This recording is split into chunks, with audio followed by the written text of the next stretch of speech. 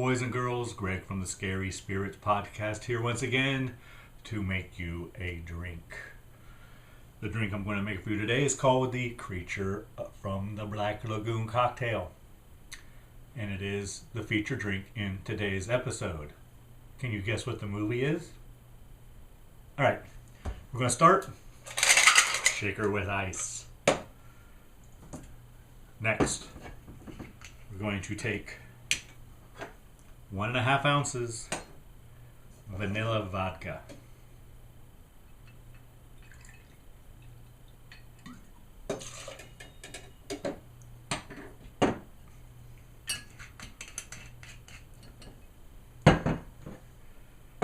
Next, we're going to add 1 ounce green creme de menthe. That's what I call it. 1 ounce.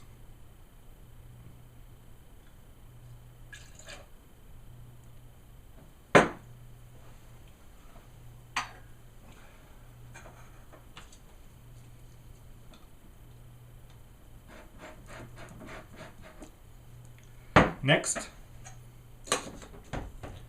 we shake.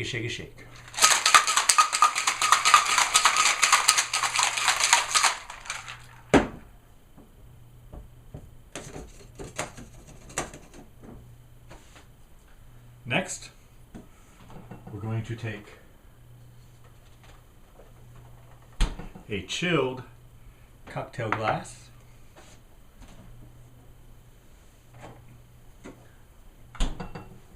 some chocolate syrup,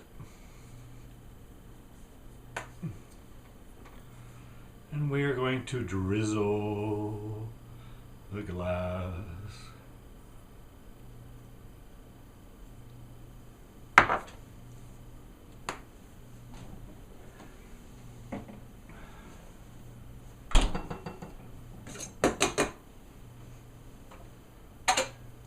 Next, we strain into our glass. It looks like it might be called Creature from the Black Lagoon Cocktail, doesn't it?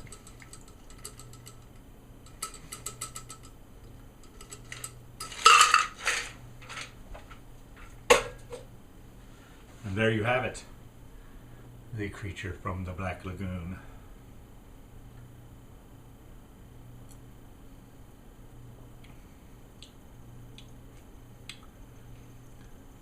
If you like Thin Mint Girl Scout cookies, this is the drink for you. Thanks for watching. Hope you enjoyed the podcast. See ya. In this week's episode of the Scary Spirits podcast, number 46, The Creature from the Black Lagoon, you will immediately notice there is an awful lot of testosterone floating around on this scientific trip to the Amazon. And poor Kay is caught in the middle of all of it.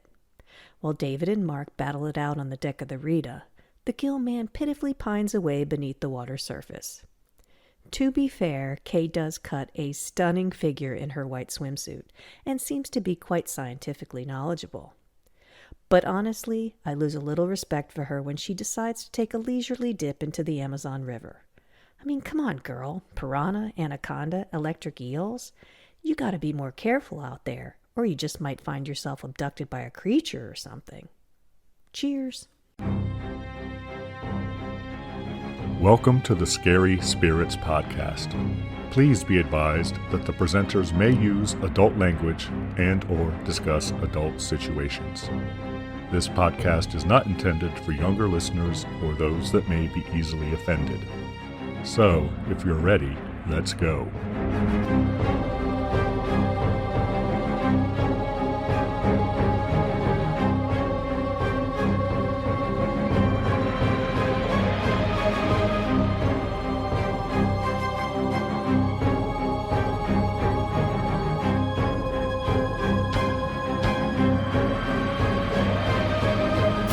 Hi, I'm Greg. Hi, I'm Karen. And welcome to the Scary Spirits podcast. the podcast that combines the two very different but highly compatible worlds of scary films and alcoholic spirits.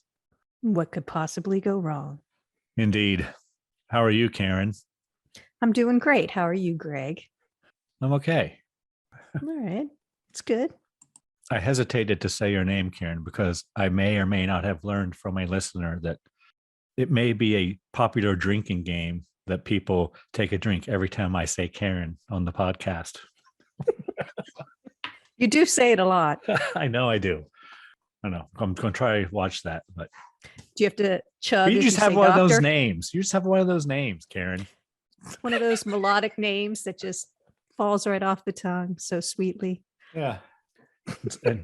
And it's I can say it in sarcasm, like, Karen. What do you think, Karen? Don't get everybody drunk before we even start. That's true. I'm going to try to watch that. Do they have to drink twice if you say Dr. Karen, or is it just the same? No, I don't think so. I don't know. I don't know the rules. I guess we could make up the rules, though. Make up the game. And I don't think we do. I think the people who listen do. Okay. Let them do what they want. Why not? Okay, Greg. It's their show, Karen. Whatever they got to do to enjoy listening to this shit, I'm all for. Yeah. Drinking game might help for sure. All right. I don't think we have any issues with last week's, any corrections or anything from Voodoo Woman. No, nothing. We were on fire. All right, Karen, I believe this was my choice, wasn't it, this week? Now I'm going to laugh every time I say Karen. Yes, Greg, it was your choice. Okay. This week I have chosen the film Creature from the Black Lagoon from 1954, Karen. Is there a reason you chose this? There is, Karen. There is always a method to my madness. Oh, please explain. Well, it just so happens that The Creature from the Black Lagoon was released March 5th, 1954. And this episode will go live on March the 9th. So I'm a few days behind, but close enough. Okay, that's a good reason. Plus, I've never seen it, so it's a good reason for me to watch and see what I thought. I have seen it several times, but it's been a while. I've sat and watched the whole thing. You know what I mean? I also have a cocktail, Karen. Do tell. The cocktail I have chosen for this week is called... Wait for it. Okay, go ahead.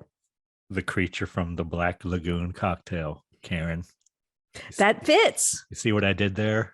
I do. I followed. I don't have to explain this one to you. No, but I will say that you should watch Greg make this on the YouTube video because it's actually a looker, this cocktail. I'm not big on the flavor because it's got mint, which is not my favorite, but it's a cool looking cocktail. It suits this movie very, very well, I think. Would you like to know how to make it, Karen? Should I tell our listener? Yeah, absolutely. All right, we're going to take 1.5 ounces of vanilla vodka, 1 ounce green creme de menthe, or mint liqueur. We're going to combine those two ingredients, Karen, in a shaker filled with ice. And we shake it. Then we take a chilled cocktail glass, drizzle it with chocolate syrup, Karen, my favorite part. And apparently yours, because you went rather heavy with yours. I did. Then you strain the vanilla vodka and green creme de menthe into the glass. Finally, Karen, you enjoy. If you like, God, what are they called? Thin mints. Thin mints. I haven't even started drinking yet. If you like thin mints, this is the drink for you. Yeah, I don't really care for thin mints, but this is a thin mint in a glass. It is. For sure. So if that's your gig, you're going to love this one. It's not bad, but we'll discuss it at the end as usual. Should we give our listener, speaking of our listener, time to gather their ingredients and make themselves a liquid thin mint? Absolutely. Hold on.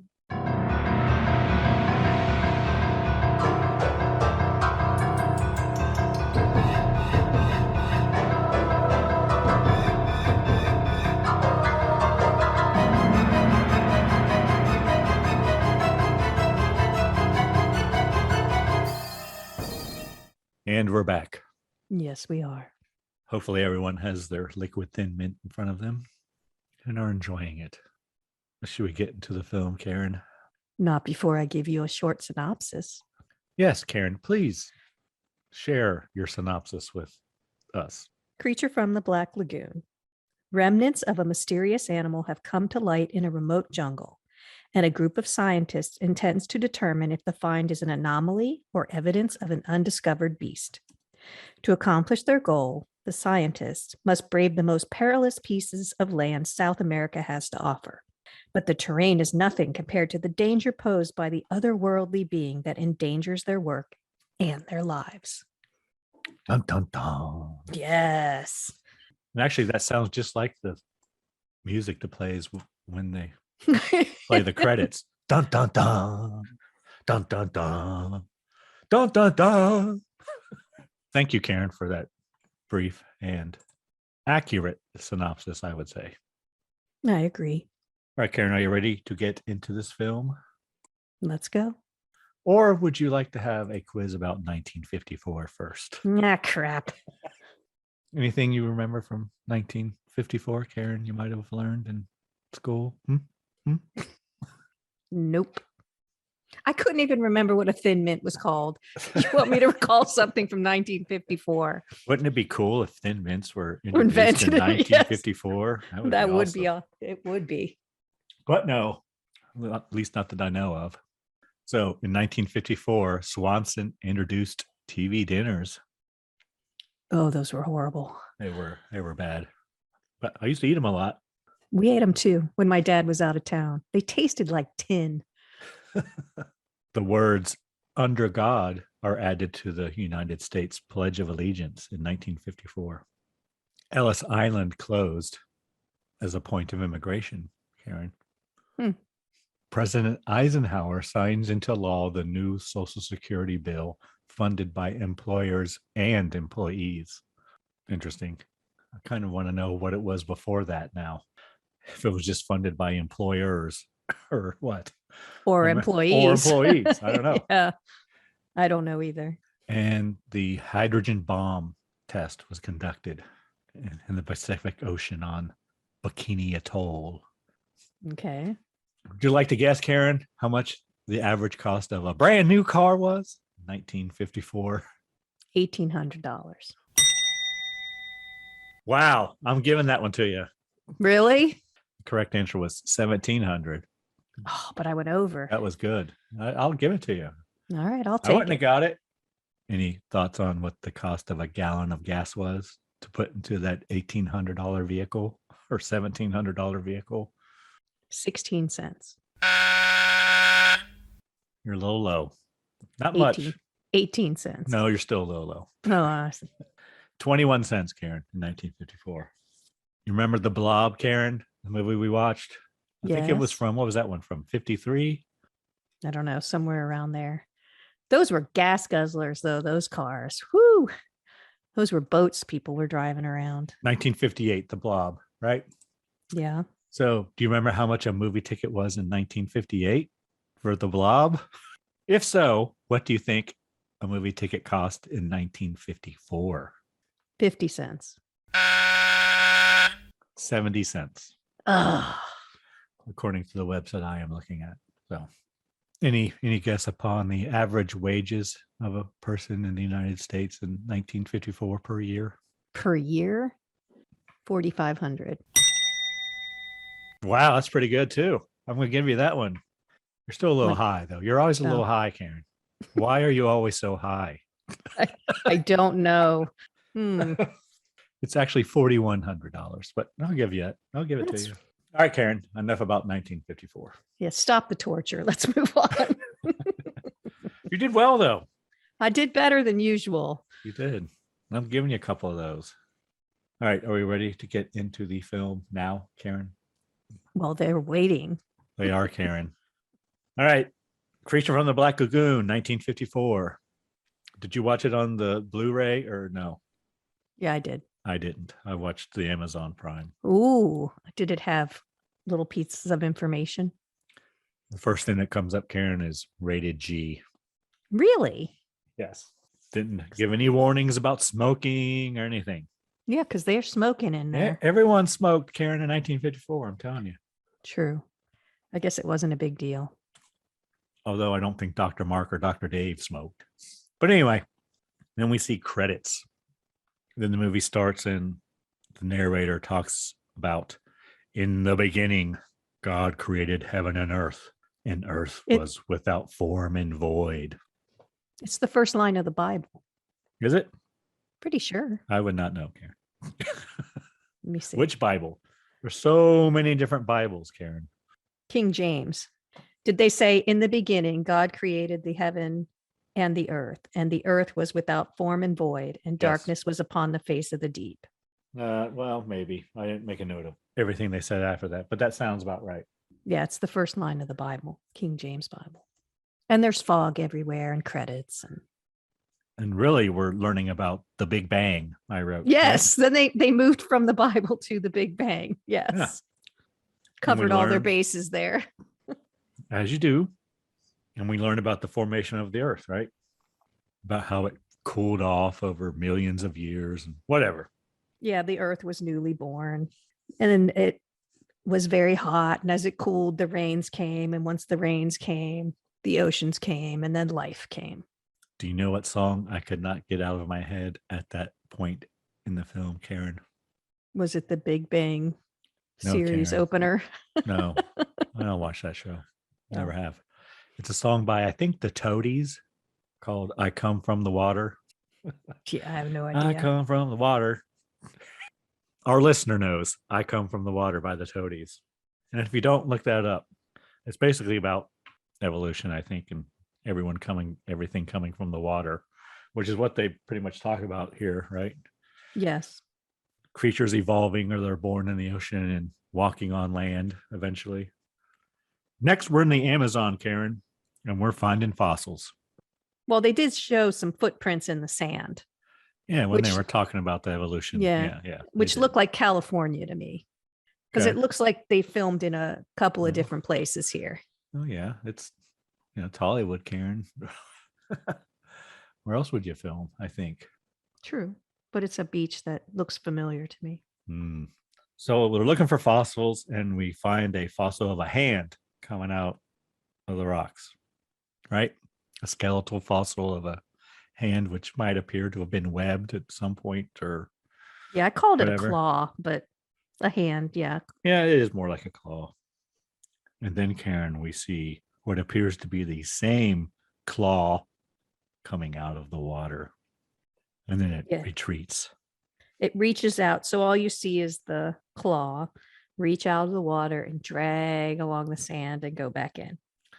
And Dr. Carl, that's the guy who found the hand or the claw, and Kay.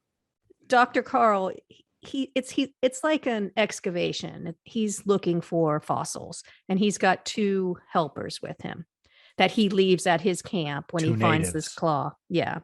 He's going to leave and take this claw with him and see if he can find out more information. And Chico and Z.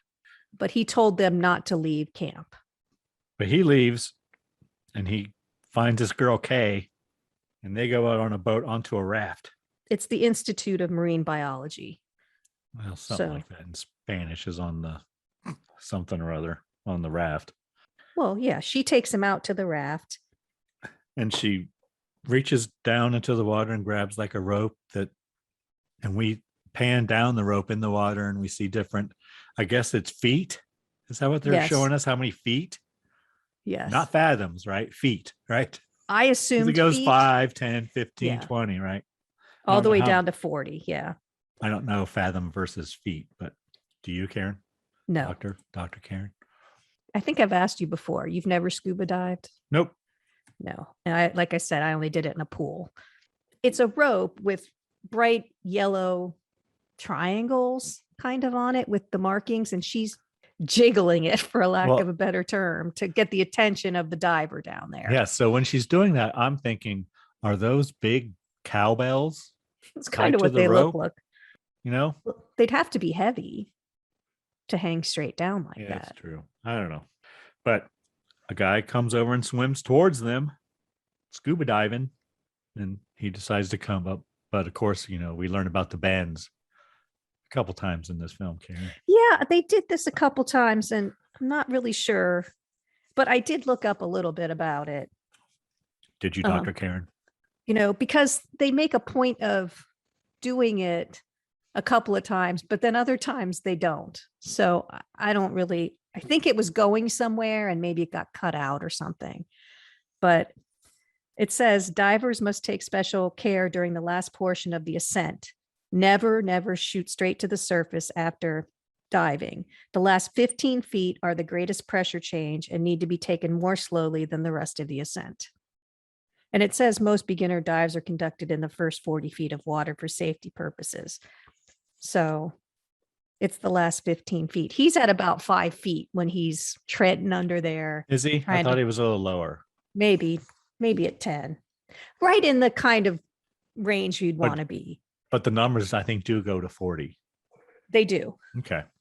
So he was at least 40 feet down.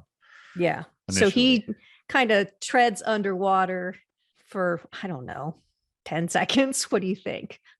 And then pops out. Yes. And apparently the guy scuba diving is Dr. David. Yes. And he and Dr. Carl are old friends. And apparently Dr. Carl didn't even know that he and Kay were there in Brazil at the time. Right? I guess they're originally in California. It sounded like Dr. Dave was a student of Dr. Carl's at some point. Could be. But that's kind of weird because Dr. Dave is an ichthyologist, and an ichthyologist studies fish. They say that in the movie. They call him an ichthyologist, and that's a person who studies fish. And Dr. Carl is a geologist. So it'd be kind of a strange pairing to have them together, but it could happen. Could be. Who knows? So next, Dr. Carl shows Dr. David a picture of the fossil he found of the skeletal claw. And they hop back in their little speedboat and go back to the mainland, back to the Institute. Institute, yes. And Dr. Carl then shows all the doctors at the Institute the actual claw. And then we get a lesson about life evolving. Dr. David references the lungfish and how it stopped evolving. But the lungfish is kind of cool because it does have lungs. It has 2 lungs. I think there's an Australian one that has 1. If it's on land, it uses its lungs to breathe. And if it's underwater, it uses its gills. But it's not. As you would, yes. Yeah, but it can live on land for quite a while, but it's mostly when, like, say it's a stream or a river and the river dries up, they burrow into the mud and they use their lungs, but they're still moist. They can't just come walking out and come down the street, they need some moisture. But it's a pretty cool fish. And then the doctors all decide to start an expedition to look for more of this fucking fossil, right? Is that the plan here? They're talking about getting an expedition together and they say, hey, why not us? We can do it. Why not us? And the next thing I have is the claw coming out of the water again. Do we see that again here? Yes. Are we back in? So I guess we're back in Brazil or wherever. Or we never left Brazil, are we? We're still in Brazil. Yeah. Well, we're back at camp, but we get introduced to, is it Mark? Yes. Dr. He's all about the money and how it will bring money. Not. Yeah. He's a fundraiser. He wants to, bring funds in to help the nonprofit, which is the Institute, right? Yeah. But they're delineating between David, who's the good guy and wants to do research, and Mark, who wants money. Yeah, but Karen, you need money to do research. Oh, you need money from donors that Mark gathers. And the way to get donors is to have cool stuff. Cool stuff and things. Hey, we discovered this. Send us $100 to help us find more. I am not arguing with you. I'm just letting you know that that's happening. All right, Karen, next we're back at camp and we see the hand or the claw entering the tent and the creature kills the 2 natives who are in the tent. So what was the one guy cleaning? It looked like a gun. Could have been. I don't know. And he didn't. I didn't make a note. Oh, they didn't shoot him. They did throw a lamp, like a gas lantern at them, But at the creature. It didn't catch anything on fire, though. It just laid there and burned. No. I was waiting for it to catch the tent on fire, but it never Me did. too, but it didn't. No, well, the creature just puts his big ass hand over their faces, like a big suction cup or something, and smothers them. Yes. That's pretty much how he kills them. I wrote that everything is pretty much left to suggestion, right? We see shadows and the monster's hands or claws, and that's about it. Yeah, we haven't seen the whole monster yet, I don't think. No, which is I think that's a good job of filming right there. So next, the doctors arrive aboard the Rita, the name of the boat they're on. Mm-hmm. And Dr. Mark ain't happy about the Rita. He's used to luxury. Apparently, but they are going up the Amazon River to the camp, right? They anchor and take a rowboat to the camp, and the doctor yells for his assistants, Z and Chico. Yeah, so Mark's not happy. He's complaining. And I wrote, he's being an asshole. He's going to die. And then I didn't write that until later, Karen. I clued in early, I Much guess. later. And Carl has created a lab on the boat. He says something about the lab's finished. And yeah, then they go to the camp. And they find Z and Chico gone. They dead. And Captain Lucas, who is the captain of the Rita, says that he thinks it was a jaguar because of the claw marks. Don't you think he looks like what's the guy from Popeye? Brutus? Bluto. That's who he looks like. I don't know. Maybe. Well, you knew what I meant. I knew who the guy from Popeye was. Yeah. I wasn't going to say Wimpy. No. You don't look like Wimpy. He looks like Bluto to me. Next, we see Kay standing by the bank of the river because she was told to stay behind, Karen. Stay here where it's safe, Kay. They left the little lady behind and went into the camp. But we see the hand or claw, whatever you want to call it, coming out of the water again to grab Kay. But Dr. David calls Kay just as the hand is about to reach her, and she comes running. She's now allowed to enter the camp. And something swims away in the dark water. Yes. Next, we see the doctors digging through the rock, trying to find the fossils of that skeleton. Yeah, they're not being very dainty. If they're trying to excavate this skeleton and they are taking pickaxes to this wall and just going at it. Well, that's what you did in 1954, Karen. No, they knew how to dig for things. I mean, they sifted it. They put it through their sifter, and we're looking for... Yeah, but they're looking for bones. If they'd have found something, they would have been more probably careful, but they ain't found shit. No, they're not happy either. Especially Mark. He ain't happy. But Kay is taking notes as they dig and sift through all this shit. So she is good for something, apparently. Oh, they don't call her a doctor, but no, apparently she is like an assistant or something, and because she gets credit later, but one of them gives her credit for shit later. But Captain Lucas watches while he enjoys a smoke, Karen. He just laying there in the jungle, smoking a Marlboro, watching these guys work, sweat their asses off with picks. And he's laughing to himself. So the men dig for 8 days, Karen, but find nothing. They have failed. Dr. Mark is not pleased. Nope. Then they begin to, think what could have happened. What possibly could have happened to the rest of that fossil skeleton? And they decide, the water could have come along and carried it downstream, right? To the end of the tributary they are on. Yeah, if the water rose, it could have broken off pieces of the bank, which would have gone with the flow and then ended up in the tributary, the end of the water flow. Which is the Black Lagoon, Karen. That's what the captain tells them. That's what the captain tells them, yes. Captain Lucas calls it a paradise, although no man has come back to prove it. Dun, dun, dun. But they all decide to go have a look. Yeah, I think it's a great idea. Dr. Mark says, we'll do it. Let's do it. Right. So what if no man has ever returned? That's just superstition and bullshit. So we're back aboard the Rita, Karen. And aboard the Rita, Dr. David and Kay have a moment. They're lovey. And they kiss, Karen. They press their lips against each other. Kissy face. But Dr. Mark interrupts. Yeah, with his spear gun. And he begins to play with his spear gun. He demonstrates its power. Yes, just aim it and squeeze, he says. That's right. Just aim and squeeze. Excellent. So we see here a little bit of Dr. Mark might like Kay a little bit too. Well, why wouldn't he? Karen? Or he just wants to be the prettiest princess at all times. That's true as well. So they enter the Black Lagoon and they decide to go to the bottom of the lagoon and look for rocks. So Dr. David and Dr. Mark put on their scuba gear and enter the lagoon. They go down to the bottom and begin collecting rocks from the floor of the lagoon. And up on the Rita, Captain Lucas asks Dr. Carl, why you need these rocks for? What's so important about these damn rocks?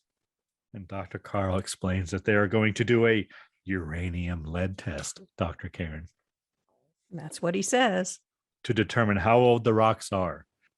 Hopefully they match the rocks found around the fossilized skeletal claw he found earlier. Is that accurate, Karen? Have you ever heard of a uranium lead test? Yeah, but I don't know how to do it. Okay. That's fine. As long as it's accurate. You've heard of it before. That's all I need to know. It says uranium lead dating can be used to date rocks that formed and crystallized from about 1 million years to over 4.5 billion years ago. Okay. So it's not like carbon dating. It's uranium lead testing, right? So, yeah. Newly formed zircon deposits will contain no lead, meaning that any lead found in the material is radiogenic. Thank you. Thank you, Dr. Karen. Since the exact rate at which uranium decays into lead is known, the current ratio of lead to uranium in a sample of a mineral can be used to reliably determine its age. Thank you. Next, we see the creature grabs it, Dr. Mark, from behind as they're swimming on the lagoon. But he escapes, but does not see the creature. Yeah, they don't even know it's there. Nope. Just happened to swim away as the creature was grabbing for him. And then as they ascend, Dr. David stops to cut a plant and the creature watches. You know how I can tell the difference between the two when they're in the water, Karen? Mark has 2 tanks Mark has 1 tank and David has 2. Correct, Karen. Mark also has blonde hair, I think. But in the water, you can't tell. It's dark. You can see a little bit. The men surface and get back on the boat. They do the repressurizing thing here. Yeah, they stop and we learn about the bends again. Yeah. Dr. David gives Carl the rocks that he took from the bottom, and then he gives Kay the plant he cut. It's just a piece of seaweed or some shit. That's what it did. It doesn't. And she doesn't says, look "Oh, very it's beautiful." No, it isn't. And here's where we learn that Dr. Mark might have a thing for Kay. I wrote because he says something smart ass about it. But you can play house later or something. Yeah, whatever. Yeah. So he always has to say something snarky, so we know he's like the bad guy. But what happens next, Karen? They all go down into the lab of the boat, except Miss Kay. And what does she decide to do, Karen? She inexplicably, to me, decides to take a swim in the lagoon. I'm going to take a swim. Well, she does tell Dr. David that she asked what it was like down there. And he said, "Oh, it's like a different world." And, "Oh, I would love to see it." That's my impression of Kay. So she said she decides to go in for a swim in her white one-piece bathing suit. Yes, she's very pretty. But yeah, she's all right. There's electric eels, there's piranha, there's... You don't know what's in there. Well, it's the Amazon River. No, it's the Black Lagoon, Karen. Still, there's a chance that all of these things could be in there. And she just dives right in. It could be crocodiles or alligators. I don't know which one is in the Amazon. Or hell, there could be hippopotamuses in there. Hippopotami. We saw some. Yeah, we saw some alligator-like creatures as they were driving around on the Rita. And she just goes, it was, well, whatever. I wouldn't have done that. Swimming. She's a good swimmer. She is. And the creature watches her, and he's an even better swimmer, Karen. Yeah, we do see his whole suit at this point, which is pretty cool looking. Yeah, and it's very good underwater photography, I made a note. And the creature swims and follows Kay, right? But he swims like directly underneath her, but he's inverted, which I would think might not be all that easy to do. Swim upside down underwater. Maybe not. I don't know. Well, it looked almost like, I don't know if there were two different women swimming or not, because when you swim, I swam a lot as a kid. You're either an out of the face out of the water swimmer, or yeah. you're a face in the water swimmer. And this was both. Yeah, I kind of got that feeling too. I mean, they teach you the face out of the water. If you're a lifeguard, that's what you do, because you're watching who you're about to go rescue. So you do swim like that. But most swimmers put their face in the water. Yes. Apparently it was Ginger Stanley, Karen. Oh, it was too? She did all the swimming stunts. The synchronized stuff, like the underwater ballet. She was the double for Julie Adams in Creature from the Black Lagoon, and the movie's sequel, Karen, which Ooh. I didn't even know there was one. So interesting. Yes, but it's well done. It's all well done. Photography, swimming, I thought it was good, right? Yeah, they're kind of interacting in sort of a dance in the water. Yeah. He swims away and hides in the weeds every now and then. And she does not see him. No. And she does her, I wrote, wiki-washi impression, Karen. What's that? Never heard of wiki-washi? No. No, it's a place in Florida where they have mermaids. They do mermaid shows, and they do like spins, like she's doing like somersaults and shit. And, it's a, touristy thing. So next, as Kay is treading water, the creature touches her foot. Kay kind of freaks out, and the creature swims away. But she dives under to see what... She goes to investigate. What the hell is that? But she doesn't see him, because once again, he's hiding in the weeds. The murky weeds. She even much opening like her this eyes. Drink we're drinking. Yes, it does look, the drink does look murky. I like that about it. But you couldn't open your eyes in there. That would just be, I guess, a bad idea. Not in the weeds, you wouldn't, because it's nasty down in there where the creature stays. So Captain Lucas yells at Kay and tells her that she is too far out in the lagoon away from the boat. He's a bit alarmed that she has gone out and done this. Yes. He doesn't like that she's swimming in the lagoon. No. So he fires up the boat's steam engine and heads out there to retrieve her. But the creature follows her again as she heads for the boat. So Kay gets back aboard the Rita. And then just in time. Yes. And the net they dropped earlier to try to catch fish that might be in the lagoon, to see what kind of species are there, Karen. Apparently there's something huge in it now, because it's like tipping the boat over almost. It's rocking the boat. And it's running away. And it cracks the boom. Yeah. The boom begins to break. They try to pull it up with the winch. Yeah, my dad would like it. It's the block and tackle. Then suddenly the line goes slack, Karen. They pull the net up and there's a huge hole in it. But they do find what appears to be one of the creature's claws in the net. A fingernail. So Dr. David and Dr. Mark decide to go in and look for the creature.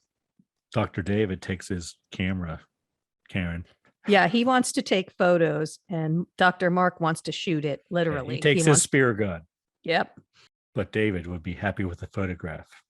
So while scuba diving, they do catch a glimpse of the creature and chase after it.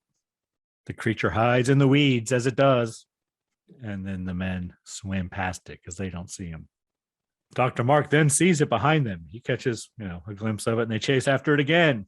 And Dr. Mark fires his spear gun and hits the creature in the back. But there's no blood. Did you notice that? No, there isn't. I don't think it breaks skin. Oh, because it's so It's thick. scales. Yeah. Yeah. It just sticks to the outer exoskeleton, I believe is what it's called, Dr. Karen.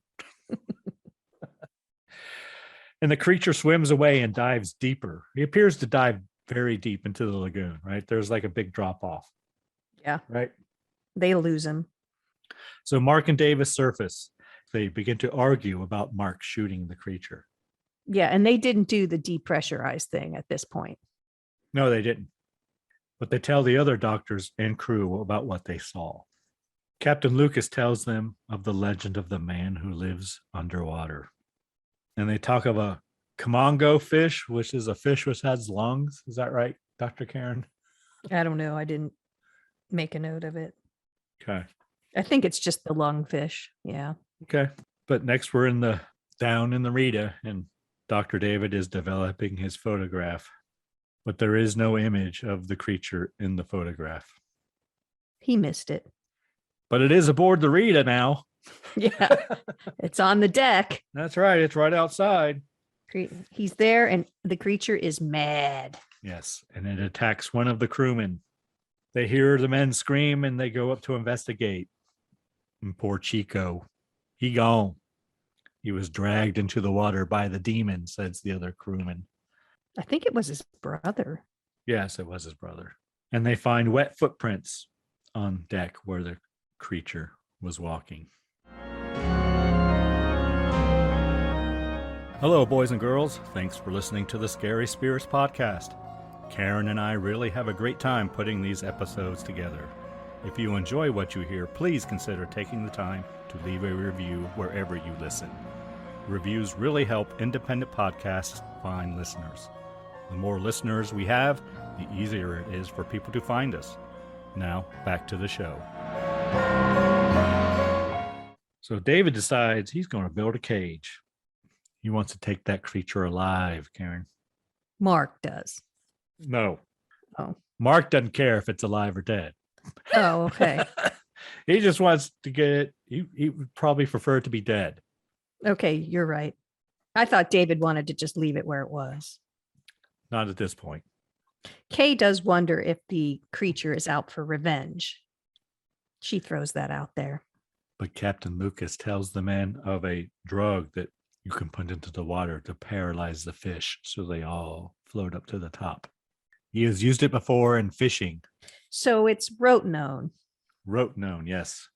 And the way the captain was describing it, it kind of sounded like it just paralyzed them for a while and then they swam away. Didn't you think?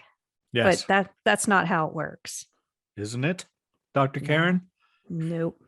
How does it work? Do you know? Rotenone, it is. It comes from the root of something because it keeps talking about the root. But they do use it to get rid of fish in areas where they're pests, where they don't want them. It's mostly an insecticide. Which comes up later. Yes. It acts by reducing mitochondrial DNA. But it is a real poison that is used for this purpose. So they're going to try to drug the creature with it. And they have a shit ton of it on the boat. And they're just handling it without gloves or masks or anything. Yes, as you do. Not as I do. Maybe you. Yeah, so David and Mark spread the rotenone around the lagoon with their hands as Kay smokes a Marlboro on the boat. She tosses her Marlboro into the lagoon, Karen, and it floats down, and again we see the creature. I think he's staring up at Kay. So David has a thing for Kay, Mark has a thing for Kay, and apparently the creature has a thing for Kay. Kay's got it going on. Apparently. Next scene, we see lots of fish floating around the Rita. Apparently paralyzed, I wrote. They did. But there's no sign of the creature. But Mark has his Winchester rifle. Yeah, they're waiting for the creature to just plop up on the surface like all the little fish. But then when they realize it's just all little fish that have come up, they have to revise their plan.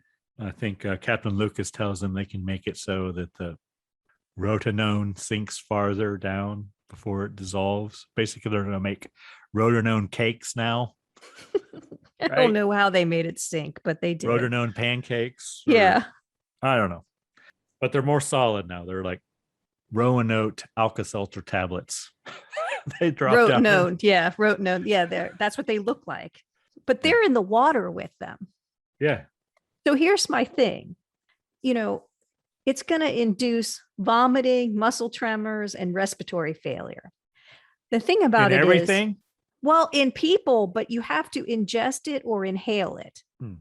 But still, on the Okay. boat, they're just throwing it in the pitcher, Yeah, it's just a powder. which It's you in a would have bag. inhaled. It's in a cloth bag. But he's And using his hand to just drop it in. So I was just a little concerned. They're swimming around in it. I don't know why it's not affecting them at all. It would have Well, affected. they haven't swam around in it yet. But They haven't gone back in the water since they started putting the shit in the water. but they are in the water with it. They're in a boat, dropping it Oh, in the lagoon at this point. all right. So Mark and David drop the little medicine tablets into the lagoon, and they sink to the bottom. And as they do, they dissolve, and we see lots of bubbles and whatever. Next, we see David and Mark rowing back to the Rita, and they hear a splash, and it makes them stop. And Mark and Captain Lucas now both have Winchester rifles, Karen. And Mark explains that he wants to take the creature back to California. He doesn't think anyone will believe them. He says, "We must have proof." Yep. He wants proof. That's my impression of Mark. You need to be a little dickier. Next, it's nighttime on the lagoon. They all have Winchester rifles on the Rita, Karen, except for Kay. All hands on deck. Except for Kay. She might have a Marlboro, but she does not have a Winchester rifle. Karen, even Dr. Edwin has a Winchester rifle at this point. Who is the doctor who has just been background scenery until now? And the creature climbs aboard the Rita, Karen. So this is where I noticed he sneaks up the side of the boat, but there's no subtlety in this film. If the creature is on screen, there is very loud creature music. He never slinks in, or whenever he's around, there's a specific musical accompaniment to him. Oh, that's not all bad. No, but I'm just saying, it's coming because you hear the music. It must be part of their plan. Okay. Well, yeah, they probably have the theme of the creature. I'm sure. And they play it every time the creature's on screen. So it's coming because the music starts. But Kay screams, and the creature is frightened by a lantern, because there's fire. Fire bad. Going back to Frankenstein. And the creature dives back in and swims away. But David turns on the searchlight, and they see the monster from across the lagoon. And he does seem weakened, I guess, from the rodenone. Yeah, I think he is. Or whatever Yeah, I the hell think it he is a little druggy. Like he's a little sluggish. Right. But this is when David and Mark swim out to where the creature was, and they swim into all the rotenone water. So now they're in the water. Poison doesn't seem to affect them. Does not. And they think the rotenone has temporarily weakened it. So first Mark's, dives down, and David waits there for a few minutes and is just checking out everything around. And then he dives down, and then David swims up into a cave, and Mark frightens him. Apparently he found the same cave. Yeah, they're not in scuba equipment at this point, right? No, now they're on dry land, and it's like no, not then. No, before that, but they no. You're right, they didn't. They didn't put on their scuba gear before they did this. They're just free diving. You are correct. They are free balling it, Karen. But they follow the creature's tracks in the sand in the cave. But we see the creature has now left the cave, and it is on the bank where Kay and I think Captain Lucas is. I don't know why they're off the boat. I think they said something about rowing out there with them. But I did make a note here.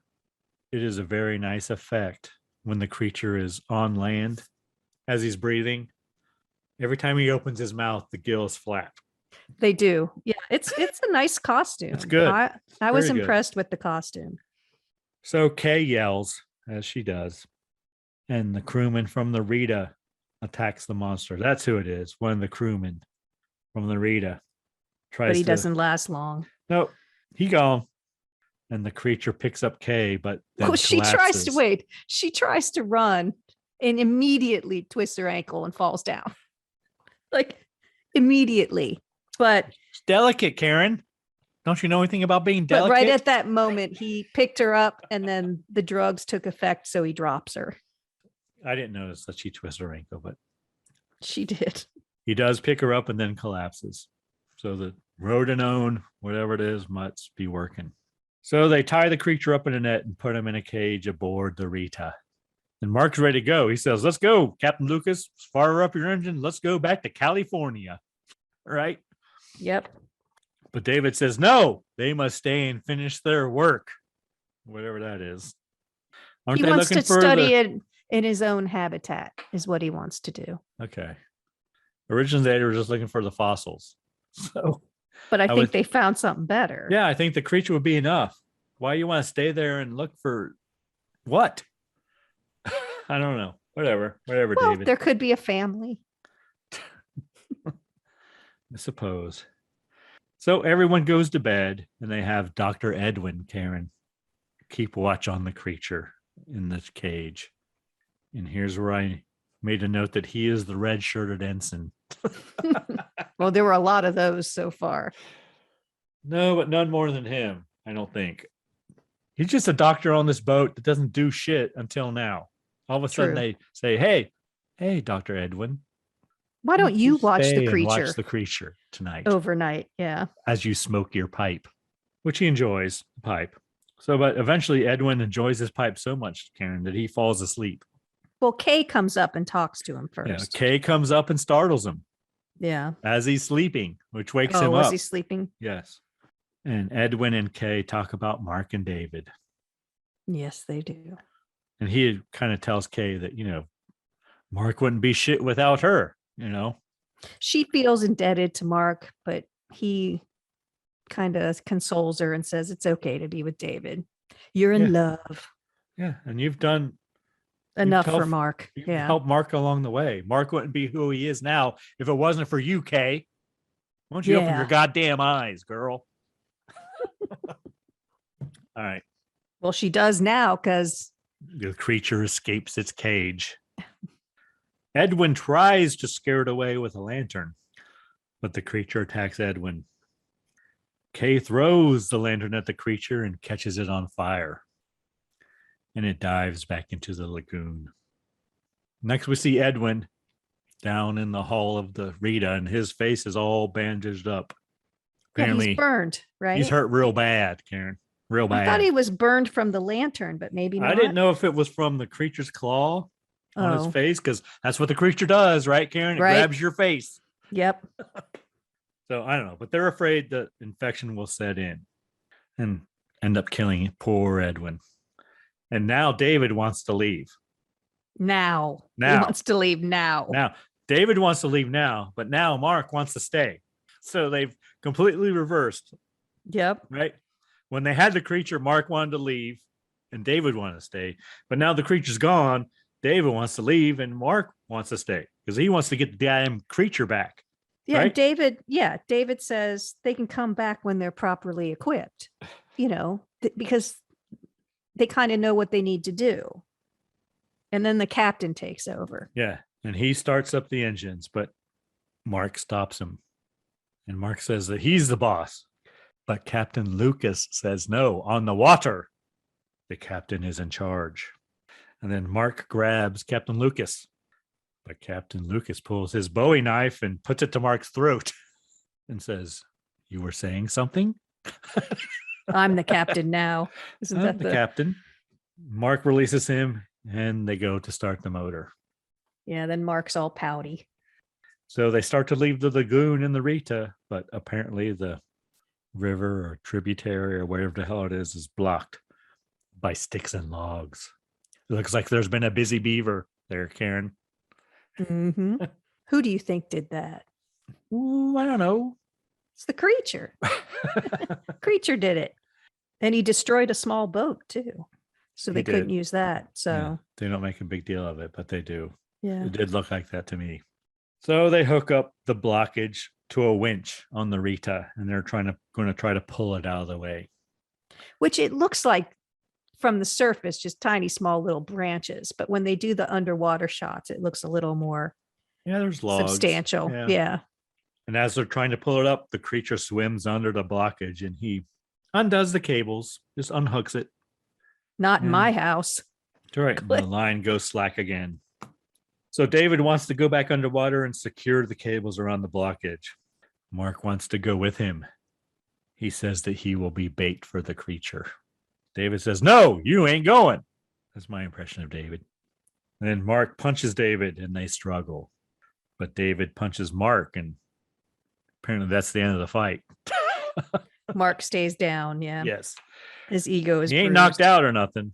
Nope. He just gives in. He just says, "Ooh, you hit me." Yeah. And David grabs his scuba gear. So David gets his gear on and enters the lagoon. Kay gives him a spear gun for luck. And David swims down and reattaches the cable around the blockage as the creature watches. Next, we see Mark, and he's back in the water. He's firing his spear gun. Nobody tells Mark what to do. That's right. And he nearly misses David. And David turns to look at him, and he points at the creature. "No, I wasn't shooting you. I was shooting that creature." And Mark chases after the creature with his spear gun. He fires it again, hitting the creature in the abdomen this time, Karen. But again, I don't think it penetrates. Yeah, the creature's pissed. Yeah, and it just pulls the spear from the Just body. pulls it out. Yeah, it's not even, the point's not even all the way in. The creature attacks Mark. I've had enough of this shit. We're done here. Yes. And the creature pulls Mark down into the deep, dark water. And They they fight. Yeah, they struggle. Next, we see David. He's coming to the rescue with his spear gun, maybe. But we see the creature bite the airline of Mark's scuba tank. So he can't breathe no more underwater, Karen. Nope. David fires his spear gun at the creature, but misses. He's right on top of him, too. And I think he fires more than once. I think he does, too. And next we see Mark floating to the surface, Karen. He don't look good. Nope. Don't think he's going to make it. He gone. And Kay sees his body floating on the surface of the lagoon, and she screams. David comes up and pulls his body back to the reader. But once again, he don't stop to have his, he ain't worried about the bends, apparently. No. Even though he's been down there pretty deep, I think. But anyway, so next they're back on the boat, and they come up with a plan to use the rotenone to temporarily weaken the creature. They're going to fill an air tank with it and spray it at him. Pressurized, yeah. Yes, kind of like Raid. Raid! Yeah. They just need enough time to clear the blockage. They don't want to kill it necessarily. They just want to weaken it long enough to clear the blockage so they can get the fuck out of there. Yeah, they want to leave. Yeah, now that Mark's gone, they want to leave. So David goes underwater looking for the creature with his air tank full of rotenone. The creature comes at David and he sprays it with the rotenone. Creature swims away, but comes back again. David sprays him again. And all this time he's trying to put the rope around the trees. David goes to secure the cables around the blockage. The creature comes at him again. David once again sprays the creature with the rotenone. The creature swims away, and David secures the cables around the blockage. Next, David is back on board the Rita. He has after breathing in the rotenone, but okay. He's fine. He's in scuba gear. Okay. He ain't breathing that shit in. Mm-hmm. Come on, Karen. Okay. So David has Captain Lucas fire up the winch. And he also tells him to fire up the engines, too. And they pull the blockage away by putting the Rita in full reverse. And then they turn on the winch to lift the blockage out of the water. As they're doing this, Karen, the creature climbs back on board the Rita. It just can't give, it has to get K. That's just, it can't leave K, apparently. It's a little focused. Yeah. And David jumps into the water to unhook the cable, but now he doesn't have his scuba gear on. So now, he's breathing the rotenone now, hurts. He's not breathing it, but he's swimming in it, right? Yeah, but if he gets any water in his mouth at all, it's going to be full of it. But whatever, it's fine. Okay, it's fine. He'll be fine. He'll be fine. He'll be fine. The monster sees Kay and goes after her. He grabs her and jumps in the water with her. He must have her, Karen. He must. And the creature takes Kay to his cave. I called it his grotto. Yeah, that's probably a better word for it. Yeah, swims to his grotto. It's more romantical, Karen, even though we're not in February anymore. Yeah. I just can't give it up. David gets his scuba gear on and he dives in after them. That's my woman. Well, I'm glad he's going after her, but he reaches the cave with his spear gun, Karen. But a bat flies at him. I don't know what that was about. Nothing. Yeah, that was weird. Startle. Whatever. It's a Universal film. We got bats left over from Dracula. Right. David goes deeper into the cave and he finds Kay on a rock with lots of Froggy's fog around her. It's like an altar. She's placed lovingly on the rock. She's a very beautiful scene, actually. I suppose. Yeah, I'd rather see her body double on there, but whatever. Next, as Day and Kay embrace, the monster comes up from the water and throws the spear gun at David. David and the monster struggle. David stabs the monster with his knife that he's been carrying around him this whole time in his swimming trunks. Mm-hmm. Next, the cavalry. Captain Lucas. Yep. Yes. Captain Lucas and Dr. Carl, two old men, enter the cave and firing their Winchesters. The cavalry has arrived, Karen, as you said. And they hit the creature several times, but it don't fall. It keeps walking. And it exits the cave. Next, we see Dr. Carl going to go shoot it again as it's entering the lagoon, but David stops him. He grabs the barrel of the Winchester, which would be fucking hot right now, Karen. But he doesn't burn his hand. Well, he's immortal. It's true. David stops him. And David and Kay embrace. Once again, as we see the monster float to the bottom of the lagoon. The end. Credits. All right, Karen, anything you were pleasantly surprised about in this film or really enjoyed? I will say I was actually very pleasantly surprised by the suit of the creature. I thought it was pretty cool. I expected it to be way worse. I thought it was well thought out, and I don't know how it worked. Obviously, he was actually swimming in that thing, and it seems like that would be a little claustrophobic to me, because he didn't have any tanks or anything. He's just holding his breath, whoever that was. That was impressive. I also was pleasantly surprised that this film mostly had men in swimsuits the whole time instead of women. That was a pleasant surprise. I mean, we do get Kay in her and they weren't water Speedos, ballet. Karen. No, but they were short shorts. And, they were in swimsuits most of the movie. Yes. So, I think Dr. David was sucking in his gut a lot of the times. Looked like he was like holding his breath, but whatever. I would. Yeah, he looked stiff. He definitely did. Well, I would be too. That's what I'd be doing. Suck it in. Push it out. Suck it in. What about you? Were you pleasantly surprised? Well, again, I agree with you with the monster, with the creature underwater, who was played by Rico Browning in the underwater sequences, Karen. He must have been quite the swimmer. He is a stuntman, best known for underwater stunt work, obviously. Yeah, he was good. He has a major in physical education from Florida State University, Karen. Well, there you go. He began his career in water shows. He performed at Wikiwashi Springs. Oh, is that what you mentioned? Yes. Oh, there you go. So you were right. He was a very good swimmer, obviously. And I don't think there was any, like you said, I couldn't see any place where you would hide an air tank, right, in the creature costume. It looked pretty skin tight. So I was impressed that he could move that well in the water.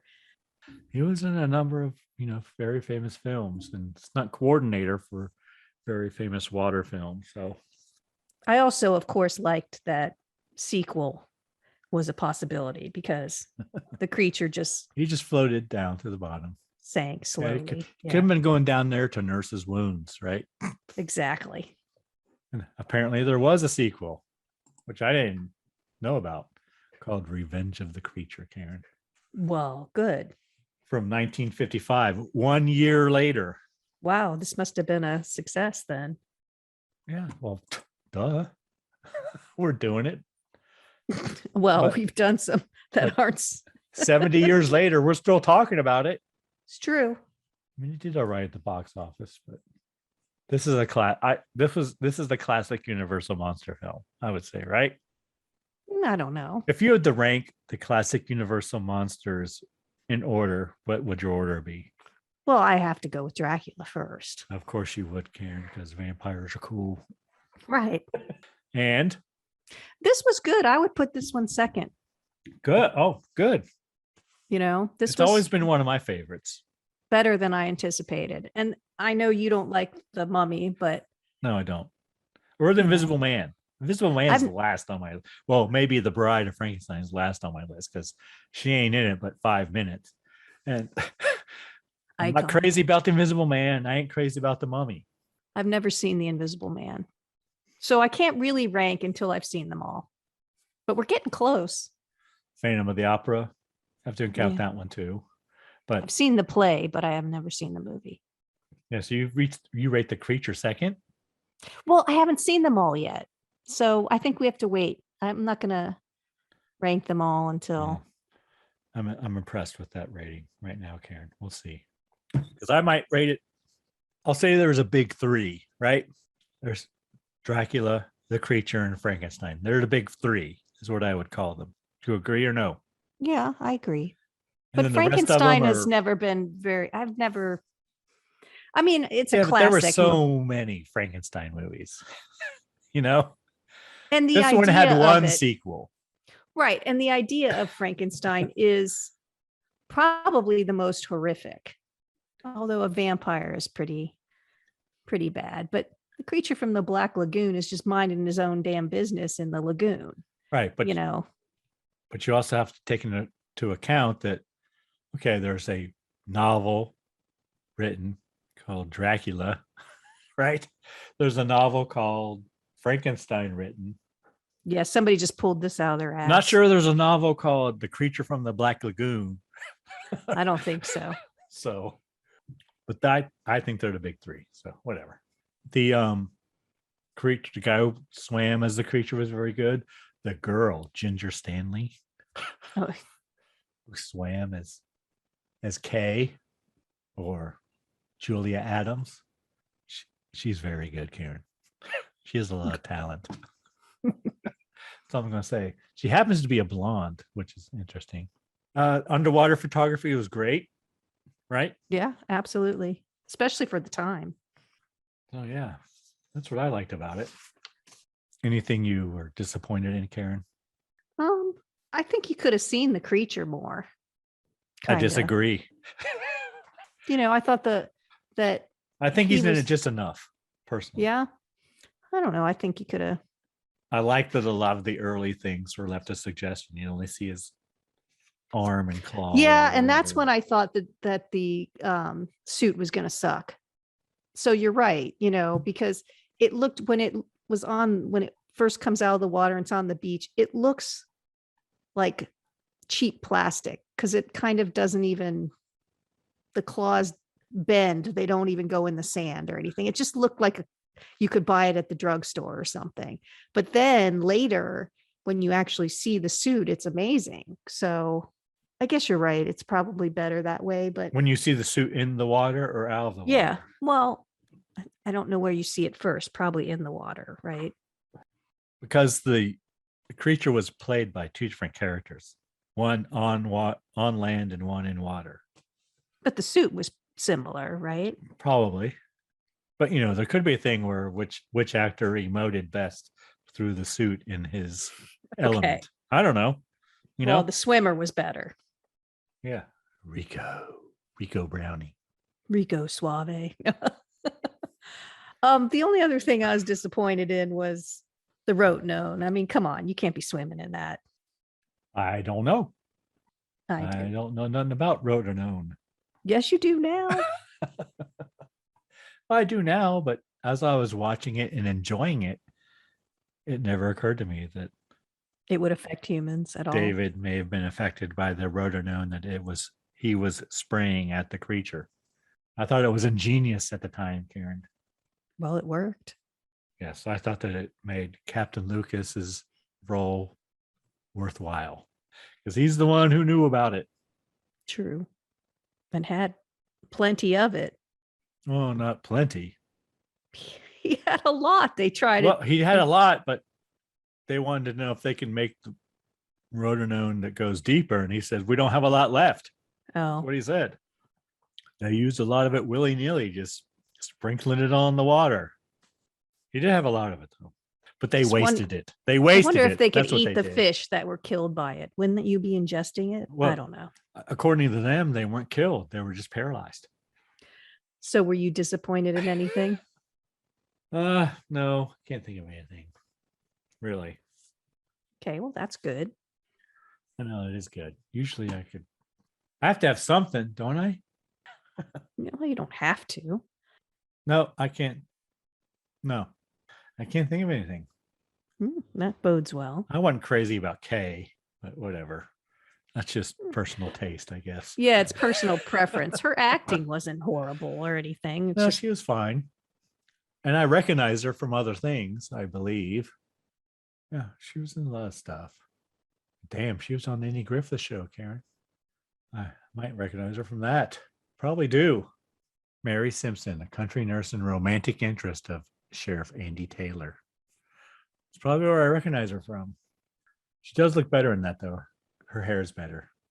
in what, the Andy Griffiths? Yeah, just saying, her hair is better. What's that mean? Longer? No, just done better. You know, it's 1962. Yeah, she was in lots of TV shows and films. Of course, she was a Universal actress, so she was probably in a lot of Universal films, right? I'd assume so. So she wasn't in the sequels to this one? She was not, Interesting. but Ginger Stanley was. Well, It was that's her all that double. matters. She's a Sagittarius too, Karen. Just like me. Yeah, Revenge of the Creature came out a year later, and the lead actress in that film was Laurie Nelson. So I don't know anything about the Revenge of the Creature from 1955. Do you, Karen? No. What kind of cocktail rating are we giving this film? It's a hard one because, Is it? well, because it's not an exceptional movie, but it's certainly better than some of the other Universal films. What do you? Well, it depends on your definition of exceptional, I think. I mean, it's relative, right? Well, of course. It's our opinion, always. I don't know. I'd give it a 2. I agree. I think it's better than some of the other Universal films for sure that we've I watched. totally agree. I agree. Any comments on the drink? My selection of Creature from the Black Lagoon Cocktail. Well, like I said, I do like the look of it. And if you use a lot of chocolate like I did, it gets nice and murky. So it looks like the water that they were swimming in. I'm impressed with the overall look of this drink. I'm not a big creme de menthe fan. So, but It looks more like the area where the creature hides in the weeds, right? Well, yeah. But it pairs exceptionally well with the movie, yes, I think. Yes, it pairs exceptionally well. I agree, Karen. It's not hard to make with the 2 it's ingredients. Simple. It's 2 ingredients. Well, 3 with the 3, chocolate, counting chocolate. but you could have the chocolate ready to go in the glasses and just, pour it in there. I think the it's chilled glasses, Karen. yes. I like it as a Halloween drink. I mean, it's not Definitely. bad. You can drink it. It does taste like a thin mint. It's not my favorite, but I don't think we have a drink that tastes like a dozy dough. Are those the peanut butter ones? What are Yes. those? Or you're not allowed to have those. Yes, I am. Oh, I will have what I want. I like the shortbread ones. So I do too. You can't go wrong with shortbread. those are the ones my grandmother used to have. My dad's mom would always have them in her cupboard. And whenever we went over, we'd get them. They were You probably a year old when we can got dip them in but chocolate. You know, you can do whatever you want with those. I just think they're extra tasty. Plus, they have that memory for me. Anything we learned today, Karen? Oh, we learned so much.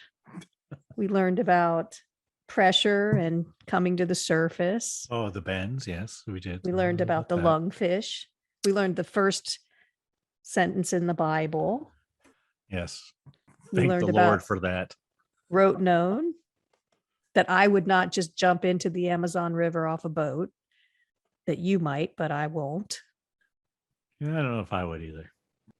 You're the one who wouldn't go in a pool after you watched Jaws. Exactly. So you're going to just jump into the Amazon. No, I'm not really going to. No, I am not. I'm going to be like Captain Lucas and stay on board with my Winchester rifle In your cigar.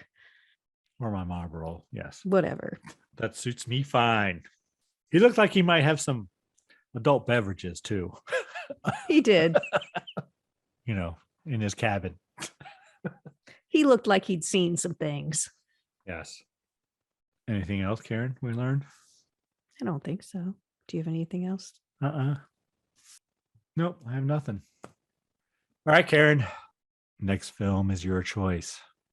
What film are you subjecting us to next week? I am subjecting you to March it too. the 16th, episode 47 of the Scary Spirits podcast. So it's March 16th. Yes, that's what I just said. So we're going to do The Ides of March, maybe something like that. No, it's worse. Okay. I think the Ides of March are earlier, aren't they? The 15th. Oh, the 15th. It's the middle of March. Go on. 1993's Leprechaun. It's supposed to be horrible. With Willow, or what's the dude's name? Warwick. That's his name. Warwick Davis. Just came off the top of my head, Karen. 1990, what'd you say? 1993. 3. Okay. Got it. Well, it's the day before St. Patrick's Day, right, Karen? Yep. Is that why you chose it? Yep. Okay, cool. Yeah. Do we have a cocktail for that? Or are we just going to drink green beer? No, we have a cocktail. Are you sure? I'll drink green beer if you like. You can. You do you, as we say on the Scary Spirits podcast. If that's what you want to do, you can do that. All right. I'm going to make the pot of gold cocktail. Pot o' gold? Pot of gold. Or what do we need for that, Karen? You need cucumber slices, Oh my God. fresh mint leaves, Good Lord. vodka, elderflower liqueur, ginger beer, and mint for garnish. Yeah, I got all the liquid of that. Well, I'm not a fan of cucumber slices.